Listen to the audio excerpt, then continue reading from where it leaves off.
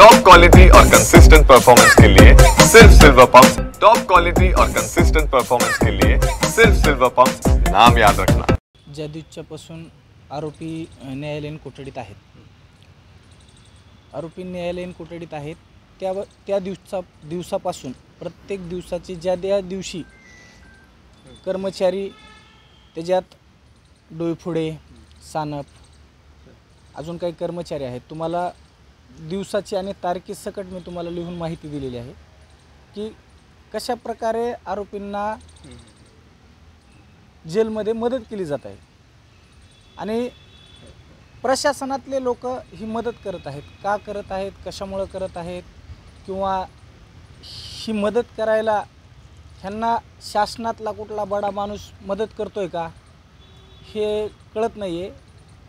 आणि ज्या पद्धतीनं एक आरोपी जेलमध्ये जातो, जेलमध्ये जाताना त्याची गेटवर झडती होत नाही, झडती न घेता त्याला जेलमध्ये जाऊ दिलं जात आहे। परत 2-2 तास त्यांना हिशीवर बोलण्यासाठी दिलं जात आहे। हे नेमकं कुणाला बोलत आहेत, हे लोक कुणाला बोलत आहेत, काय बोलत आहेत, किंवा जेलमध्ये बसून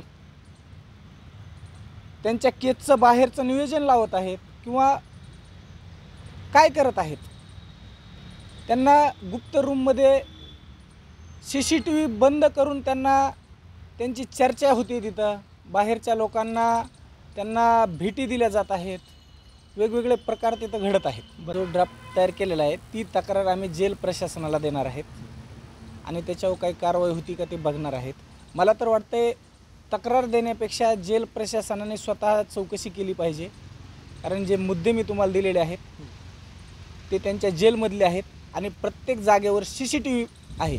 CCTV असल्यामुळं प्रत्येक घटना ही CCTVमध्ये कैद आहे।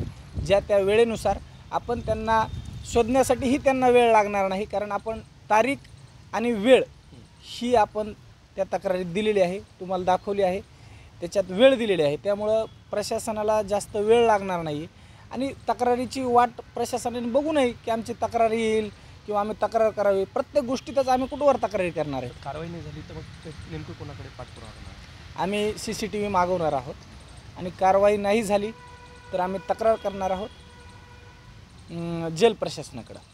मग त्यांच्याकडून कारवाई नाही झाली कोणाकडे करणार? आता आम्ही शासनाकडे करू, मुख्यमंत्र्याकडे करू, ही तक्रार आम्ही मुख्यमंत्र्याकडे करू की जेल प्रशासनामध्येही त्यांना शासनातले लोक मदत करत आहेत।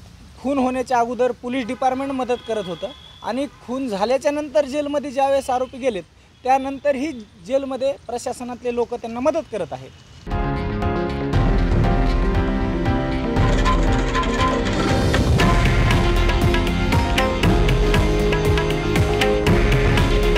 हे आहे देशातील नंबर 1 न्यूज नेटवर्क आणि आपण पाहत आहात TV9 मराठी। काळजी तुमची, हित महाराष्ट्राचं।